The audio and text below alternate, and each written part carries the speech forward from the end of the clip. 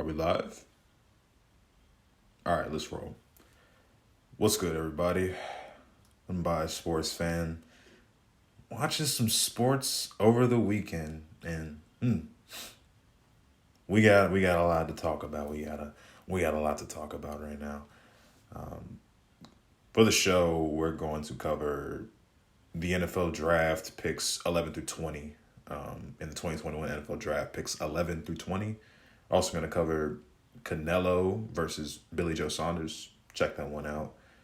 And the fight card from last week, Waterson versus Rodriguez, as well as the upcoming one with Oliveira versus Chandler. We're going to talk about both those fights in the UFC. Talk about the NFL draft. Talk about Canelo. Sheesh. It was a weekend, man. I ain't gonna lie. It was a little bit of a weekend, you know. I mean, most of the stuff I had to stay up for. Most of the fights I had to stay up for, but 100% worth it. 100% worth it. 100% worth it. But let's go back. Let's go back all the way into the NFL. To the NFL, because we had to, you know, we picks 11 through 20, they matter too, you know. They matter too. Top 10 picks are always, you know, the flashy ones, the ones getting all the shine, getting all the praise. But 11 through 20 are some franchise-making picks, you know. They give me some franchise-making picks. You know, most people, you know, turning it off after about pick, you know, 5 or 6 or whatever. 11 through 20, that could make or break a team straight up. Can make or break a team. It definitely can. I see in this round, this is where a lot of those reaches go or values go. It like in the pick 11 through 20, it's kind of hard. It's kind of hard for, you know, to get the exact correct value because everybody has different valuations. Like the top 10 are usually the top 10 prospects most of the time. And pick 11 through 20 is, you know, you either guys who fell who were in some people's top 10s or guys who were reached that weren't in people's, you know, top 15s or 20s. And it's just the 11 through 20 range is like a middle range where you can get either a lot of value or you can get burned really, really hard. You can get burned straight up. You can get burned. So let's get right into it, man. Pick 11, Chicago traded up with the New York Giants in order to acquire Mr. Justin Fields out of Ohio State. Nah, I'm be honest. I'm gonna be real honest, you know. Easily my favorite pick of the draft. Easily. I mean, Justin Fields is right now probably my favorite quarterback in this draft. Probably. Not necessarily off of just straight skill and talent alone. I do believe he's talented, but it's all the bullshit that he's had to deal with. It's all the fucking media shit that's all I had to deal with. I don't know what the slip was because I know he was the consensus number 2 for years. Consensus number 2 overall pick behind Trevor Lawrence. I don't know what the hell happened. I straight up don't know. Some people saying it's a color issue, it's a skin issue. I don't know. It's saying it's a mental issue. He doesn't work hard. Listen, I don't fucking know. What I see, from what I've seen, not only did this guy go to Ohio State and outright win the starting job and ball out Ohio State too, mind that. Straight up, if I remember, he was pushing for the season. He was pushing for the season when the Big Ten canceled it. He was the one that won in football.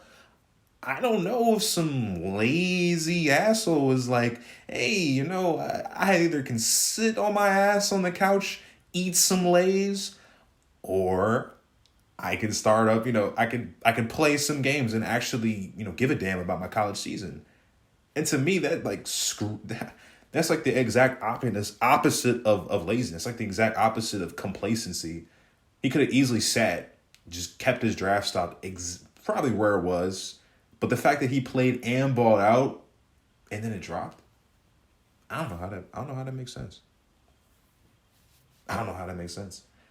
And it just seems like whenever he's had a chance to, you know, rise to the occasion, he's either, you know, fallen on his ass or he's gotten back up and came back harder.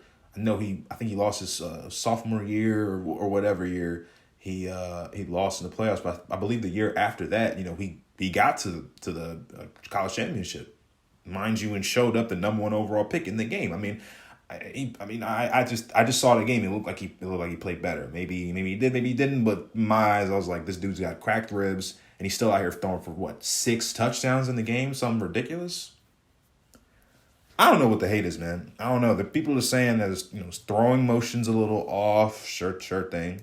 They're saying that he doesn't have the mental makeup. I'm like, I mean, I don't know the guy, but I mean, this dude seems like he's legit. Like he seems legit. He's a playmaker, man. I saw him at Ohio State. It looked like he made plays. Now you can say all you want about the offense being easy and Ohio State quarterbacks. But I don't know, man. I think this guy's really good. Like, just straight up, I think it was just enough time for him, just being there that we just started having to nitpick and just say what we had to say wrong about Justin Fields. Straight up. I mean, Chicago made the move, man. I ain't gonna lie. Like, even if Justin Fields sucks ass for the next 5 years, even if he's worse than Mitchell Trubisky on an off day, even if, I still like the pick. Because you got to take a shot. You traded up to get a franchise QB. Listen, you swing, you miss, fuck it. But, like, it's whatever, it's whatever. But I think they made the right pick here. I think they made a very, very, very good pick. Because, I ain't gonna lie, I think this kid's a baller, straight up. Like, I think he should have went top 5. I think he's a baller. The slip, you could say, well, teams didn't want him. Teams wanted him. Listen, I think 10 teams missed out bad too. I think they missed out bad. Now, in a couple of years, this guy isn't good, then maybe those teams were right. But we have seen a few times here and there where maybe guys aren't the perfect prospect, so they end up slipping, but then they end up balling out in the NFL. Patrick Mahomes, Josh Allen, even Lamar slipping all the way down. So it's like, I don't know. Even Deshaun slipped a little bit. So it's like, it's not a perfect science for sure, getting these QBs, but I don't know. It just seemed like this guy was just fucking brilliant. He seems like he was really good. Easily could start in this league, easily could thrive. So I like the Justin Fields pick. That's probably my favorite pick of the draft. Straight up, my favorite pick in the draft. Chicago Bears, love the pick. Other top 10 teams, I guess I think you missed out. I think you missed out bad. Straight up, I think you missed out bad. That's just my opinion. And now we go to number 12. I'm going number 12 with Dallas Cowboys. Taking likely their second defensive player that they wanted. Pretty sure they wanted Pat Surtain, but they couldn't get him. So they ended up drafting the linebacker from Penn State, Micah Parsons. All right. You know what I'm saying? So I think it's a solid pick. I know he slipped. Micah Parsons slipped a lot for I guess like not really playing the linebacker position like particularly well in any fashion. He's kind of more of the jack of all trades guys. And usually those jack of all trades guys, usually, they have an issue establishing themselves in the league because they don't do anything particularly well.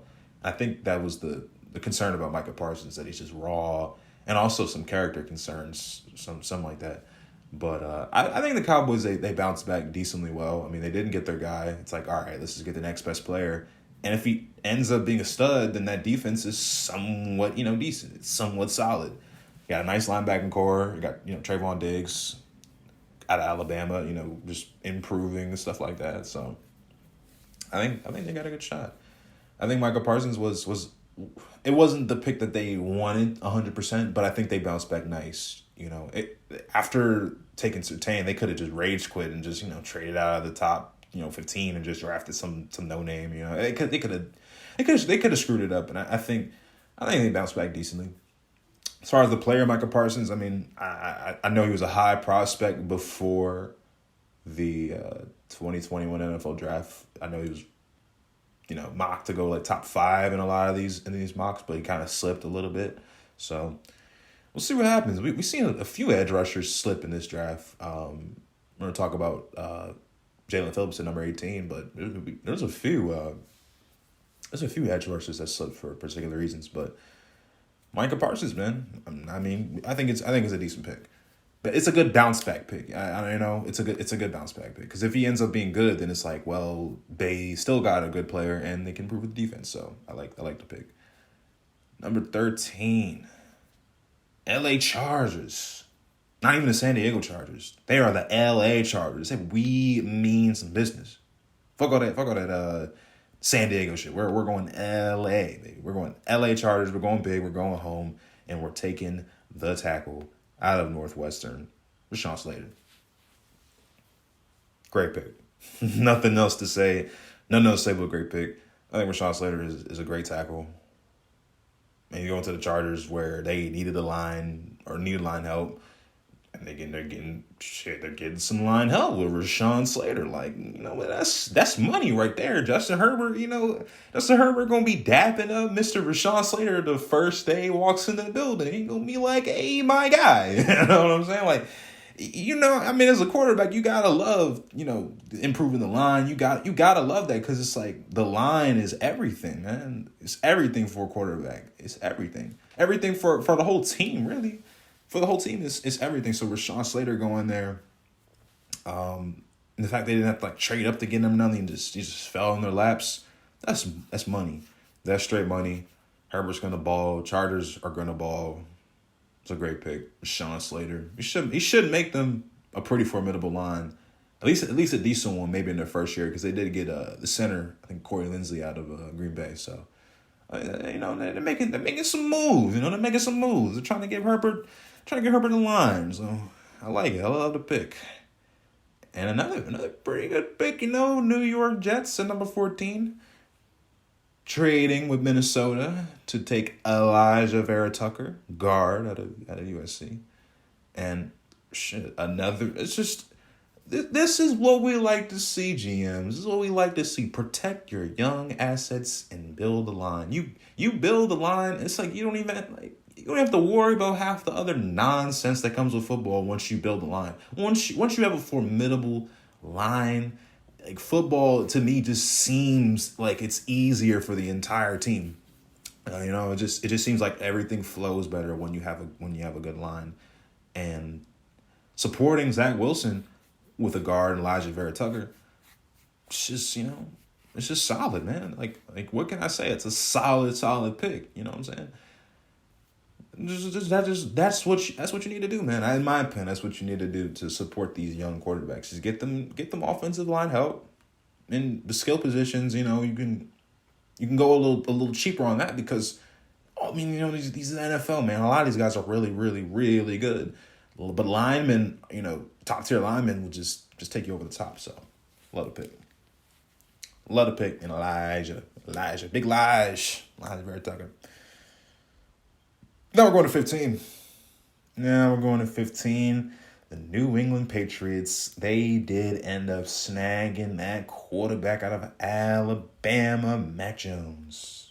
It was a little mystery where Mac Jones would go. Is he going top 3? Is he going, top 5? Is he going, to Denver maybe? Where's this guy going? It was a question. Where is this guy going? And they figured it out. New England got their guy, Mac Jones. Now, I do think Mac Jones is a solid quarterback. I think he's solid. He showed a lot of good traits at Alabama. Consistent pocket passer. Just consistent. That's consistency is what you like to see out of the quarterback position.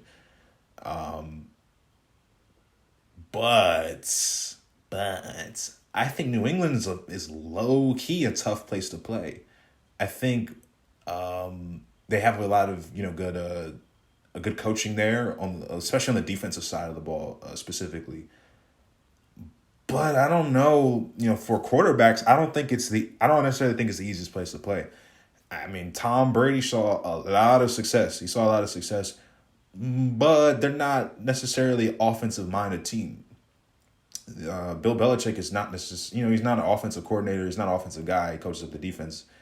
And, like the skill positions, compared to the NFL for New England is, usually subpar. That's usually how it is, just subpar. And there are some years when they have, a Randy Moss, they have like that top end Brandon Cooks, just like top end talent. But usually it's, third, fourth, fifth round picks, undrafted free agents at the skill positions. So for Brady, who's been used to that, it's like, all right, whatever. It's just money. Like, give me whoever, I'll still ball out. For Mac Jones, who's coming from Alabama, I don't know, man. That's kind of tough because dude was throwing to first round picks after first round pick after first round pick after track team member. He was just diamond into all these just superstars, just all these superstars. And he's going to New England where it's like they don't have that necessarily like that superstar level talent on the outside, receiver or whatever. They end up snagging 2 tight ends in Hunter Henry and Jonnu Smith. But man, I don't know. It can really be tough. That's all I'm saying. I'm not saying that it's a bad pick or anything. I'm just saying it's tough sledding for Mac early on, because they want to see who's the next. They want to see the next Brady. Brady's gone out here winning chips, saying fuck you to Bill. He's winning chips, man. He's living his best life in Tampa Bay. New England's getting a little salty about that. They want a little taste of that Lombardi again. They want just a little taste, a little sample. Are they going to get anytime soon? That remains to be seen. I don't know. But Mac Jones to 15, it's a solid pick. It's just, I think it's going to be really tough for him. That's all. It's similar to Trevor Lawrence. In that he's going from a team where it's like really, really good in college to a team that's really, really, not good or average in the NFL. He's not going to be playing with the best of the best talent. So, it's going to be tough, man. It's going to be tough. It'll be super tough for Mac Jones. Now we move on to 16, and now the opinions on these players are getting a little less little less. I'm throwing them out with a little less conviction. You know what I'm saying? Because I'm not gonna lie, these next few picks, I don't know a lot about them. First one is number 16 overall to the Arizona Cardinals. Linebacker Zaven Collins out of Tulsa. I'm going to keep it 100. I don't know anything about Zaven Collins. I don't know if he's good. I don't know if he's bad. I have no fucking clue. No idea. I mean, Arizona took a linebacker, I think it was last year with Isaiah Simmons, and I think he had a rough rookie year, so maybe they're just going back to the well with the linebackers and just going with Zaven Collins and seeing what they got. I don't know. I don't really have an opinion about this because I don't know the player Zaven Collins all that well. I mean, if it ends up being good, then great. But I don't know. Linebacker out of Tulsa, I have no idea. Could be sneaky pick if he ends up being good. Maybe I'll check out the Zaven Collins guy. Check him out. Check him out. But move on to number 17, and some would say it's a reach. I would say it's a reach. Let's be fucking honest. I mean, it's a reach. Let's keep it 100%. It's a fucking reach. Number 17, Las Vegas Raiders. No more Oakland. Las Vegas Raiders. The Raiders taking Alex Leatherwood out of Alabama, offensive tackle. And it's a reach. Listen, he could be really good. It's just I don't think you had to spend that draft capital to get him. I understand getting your guys. I understand, you get your guy. I understand that philosophy 100%. Just get your guy. Don't even give a shit about the draft capital, where it's been taken, the value. If you get your guy, you get your guy. However, if you can get him in the second round, it's a pretty high likelihood that you get him in the second round. I think you'd wait. If some team snipes him from you, I would just bite the bullet on that. You just bite the bullet. There's a lot of good tackles in this draft. From what I've seen, there's a lot of good tackles. So if he does get taken, somebody else reaches out for him and takes his Alex Leatherwood, then you let him reach. You let him reach straight up. So I'm not gonna shit on the guy. Everybody's saying he's a fucking reach. I'm not gonna super shit on him. I don't know. I think he's okay prospect. Alex Leatherwood. So it just seems like this is a routine pick. Raiders just wake up and it's like, how can we make the most outrageous, egregious, just unexceptional pick. I mean, they just brainstorm all. They probably sit in the war room like, how do we just screw with the draft a little bit more? Just make the most Raiders pick possible. Should we take a kicker here? Should we take a punter here? You know what I'm saying? Should we? What are we doing? Okay, let's reach for a tackle prospect when there are presumably better prospects on the board. Let's just take a little reach. This is probably the only pick I don't really like, just off of value, not even just off of the player. I mean, I think Leatherwood, he looks okay, whatever, but I just, first round talent, I don't know, man. I don't know. I think he could have waited. I think they got scared feet, and they, wanted to pull the trigger because they got scared somebody else would take him. It's like, you let them take him then. I mean, you can't do stuff like that. Consistently, because it's not wise to just overdraft players. It's not wise. A few times you're gonna get burned. It's gonna fuck you up on the back end because other players, other better prospects are gonna come through, and you're gonna be sitting. You're gonna be sitting there looking a little stupid. I'm not gonna lie, you're gonna be looking a little stupid. But hey, maybe I'm the one looking stupid. Maybe this guy's a stud. Maybe this guy's a fucking stud. Who knows? Big ass reach though. Big ass reach. All right. Let's move on to 18. Miami Dolphins. They snag Jalen Phillips at 18 overall. Defensive end out of Miami. And I heard he had a lot of little nicky-nacky, ticky-tacky injuries. I heard he had a little bit of this, a little bit of concussion here, a little bit of retiring here. Wait, hold up, what? Yeah, no, I'm pretty sure he medically retired. Once or twice, maybe, from football. Because of the concussions. I'm not going to lie, it's pretty fucking scary if you ask me. Not even off of just drafting, just off of, player safety. Like, goddamn.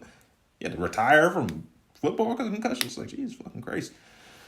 However, I heard he's edge one for a lot of people. I heard he's really, really good defensive end out of Miami. So, if he ends up, not retiring in the NFL because of concussions, and he turns out to be a stud, then Miami got them a squad on defense. They got them a little squad. Holy man, their turnaround is ridiculous. From what I've seen, their turnaround is actually ridiculous. From being damn near laughingstocks of the league to being a solid group, solid unit, tough team to beat.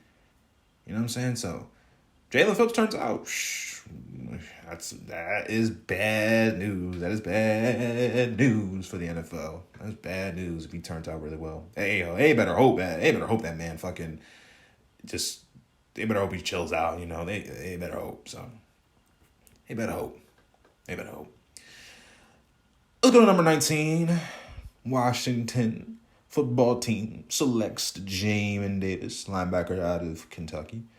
And this to me just seems like a luxury pick. I'm from the area, so I know how good that defense is. And it just seemed like, what other fucking player could we use to just screw with offenses even more? It's just like they could have reached for a QB. They could have got maybe a lineman, solidify the line up a little bit more. But no, they were like, let's get another just playmaker on defense in Jamin Davis. I don't even know if this guy's gonna. I mean, I would assume he would start immediately. I would assume he would play a lot. But they got dudes, man. Washington got dudes on that defensive side. They got some straight dudes, brother. So I don't know. Hey, I don't know, Jamin Davis. You have to carve out a little role for yourself, man. You have to carve out a little role because, God.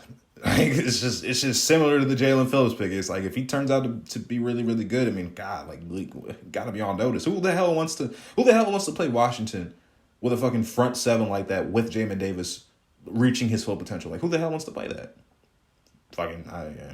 Not me. Fuck that. Fuck that. No sir. Absolutely not. Let's round out number 20. Giants, I'm looking at you because, I'm saying Kadarius Toney. I think it's a little bit of a reach. I'm not going to lie. I think it's a little bit of a reach. Maybe he would have gone in the first round. Maybe. But I don't know, man. I like the Bateman kid out of Minnesota, and they went with Kadarius. I guess Bateman doesn't really fit their scheme exactly, and I guess since you didn't get Devontae Smith, you settled for Kadarius. I don't think he's a bad player. I just don't think he's the level of a Devontae or a Rashad Bateman. Now, you couldn't get Devontae, but you could add Rashad. So, again, maybe it's a scheme fit. I don't know. Maybe it was similar to the Leatherwood pick. It was like, maybe he's not going to fall. Maybe we got to get him now. Just get our guy. If he's good, sure, you got your guy. If he fucking, he's not that good, reach. They call it reach. Reach. But I don't know. I think Gettleman thought he was hot shit after he traded back for the first time in his goddamn career. He probably practiced a little bit on Madden franchise. Like, ooh, maybe I trade my fucking 11th overall pick, and maybe I give him like a second, give him a third, or trade calculator doesn't like that. Maybe he was practicing a little bit in the Madden franchise. Maybe he was getting a little bit of work in there. Who knows? But he traded back for the first time. He's like, yippee, let me reach on a fucking wide receiver, because fuck this one. I don't give a fuck. I traded back. Suck my dick. I'm gonna take Kadarius Toney. So I don't know what he was. Whatever. Kadarius Toney. I hope he's something. New York needs a little bit of life. New York Giants. Seems like they're just on the cusp. They're just on the cusp. They're just on the edge of just all hell breaking loose with with Daniel Jones. And it's like make it or break it year.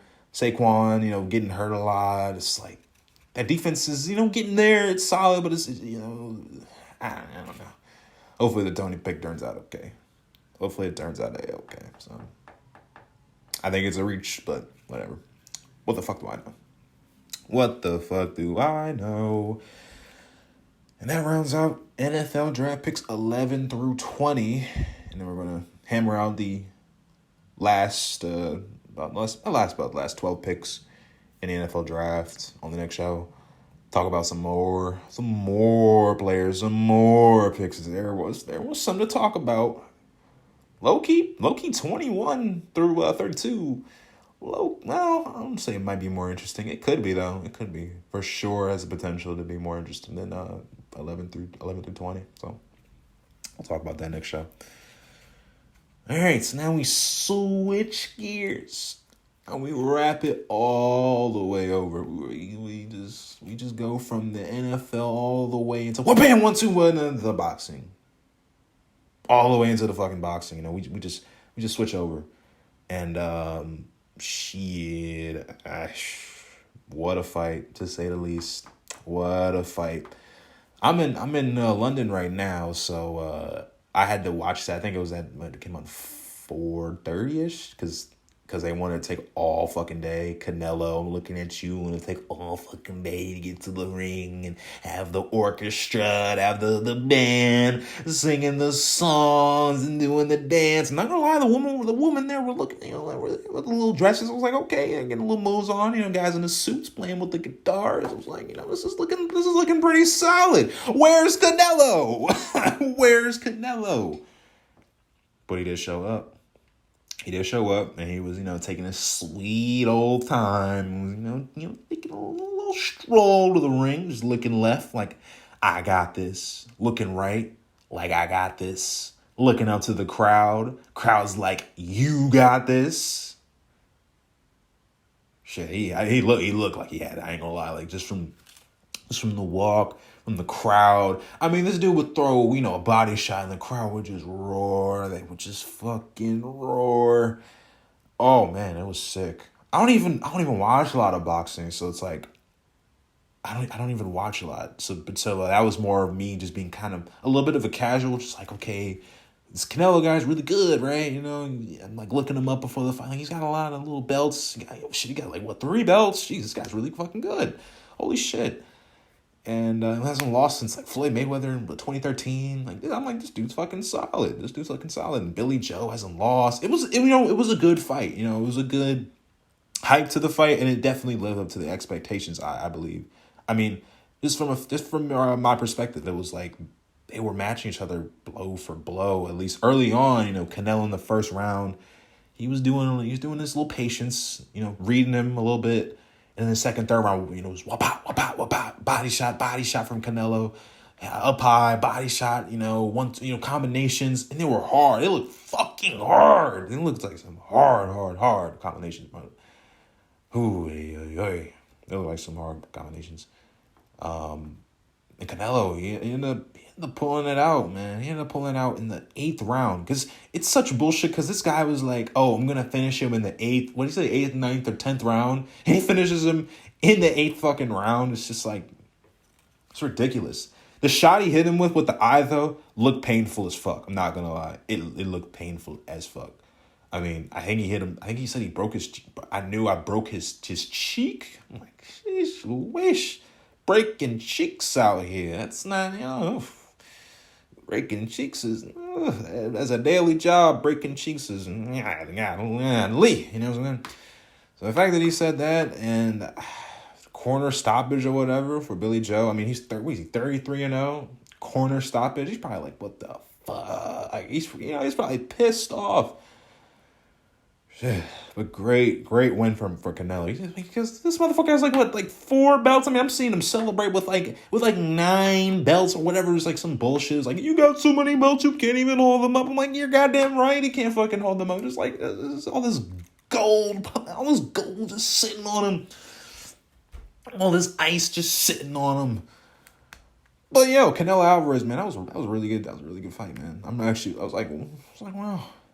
You gotta give it to him, man. That was something, man. That was really something. So, big ups to Canelo, man. Big ups to Canelo for that round 8 finish. And then from boxing, we transition over to the UFC really quickly, and I checked out the Watterson versus Rodriguez fight, and it was actually pretty good. I'm not gonna lie, it was actually pretty good. I was rooting for the karate hottie. Why?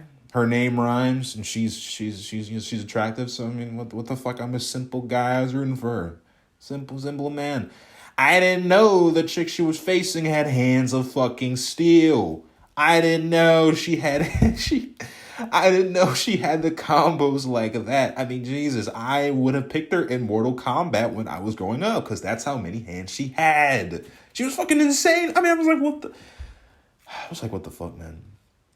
What the fuck? I mean, just some of the combos she would hit, like 100%. She hit me with 2 of those, I would drop instantly. 100%. She hit me with 2 of those. 2, just 2. Not even like the motherfucking haymaker combo she was giving Michelle Watterson. That Rodriguez chick came up to me and was like, I want to punch you in the face. And somehow she actually punched me in the face. The first time, it would hurt like shit, but I'd probably eat it. Now she gave me a 1-2, drop it on the spot. Simple. I'm dropping on the spot. No questions asked. Great fight from her. No, great fight from her. They both showed a lot of resilience, but the kicks from Michelle were looking really good, and then the combos, man, they were just working. She was just picking her apart. She was straight up picking her apart. Rodriguez was. So it was a good win, and I'm pretty sure Cerrone. I saw Cerrone. He lost in the first round too. Unfortunate, man. I know Cowboys are fan favorite, so it's unfortunate they lost. Hopefully you can get it back pretty soon. But good fight from Watterson Rodriguez. Good fight, man. It was a good fight. And looking up in the future a little bit, Oliveira versus Chandler. I'm not gonna lie, I'm a little bit of a Oliveira fan myself. I do want to see him hold up that belt. I will be watching. I really hope he wins. I just like his rise to the spot. I like his rise. My friend was schooling me about how he started off in a different division and he was kind of figuring himself out, and then he moved to lightweight, and he's been cooking with gas ever since. There's a submission artist, got the BJJ. He's Brazilian Jiu-Jitsu. He's solid on the ground. Like, actually, fuck solid. He's exceptional on the ground. And his stand-up is looking pretty decent too. His stand-up is looking pretty decent. And then once you have the ground game and you can build up from it and you can get a stand-up, like a decent stand-up, it's like guys can't do nothing with you. Khabib Nurmagomedov, they can't do fucking nothing with you. They can't do nothing. Kamaru Usman. They can't do that. I mean, his stand up is actually ridiculous for how good his ground game is. His stand up is fucking ridiculous. But Oliveira, man, I hope he takes it home. Submission specialist, great fighter. I mean Chandler. I think he fight Dan Hooker and he beat him, and he's getting a title shot. Did he come from Bellator or some other place? I'm not sure, but hopefully it's a good fight. I hope Oliveira wins. I just like him, man. I think he's solid. I like his rise. I think he's a tough kid, man. So I hope he pulls it out. Straight up, I hope he pulls it out. So yeah, that wraps up the show. That wraps it up for today. Had a lot of good stuff to watch. A lot of good stuff. So we'll get back to it. But we're here next week.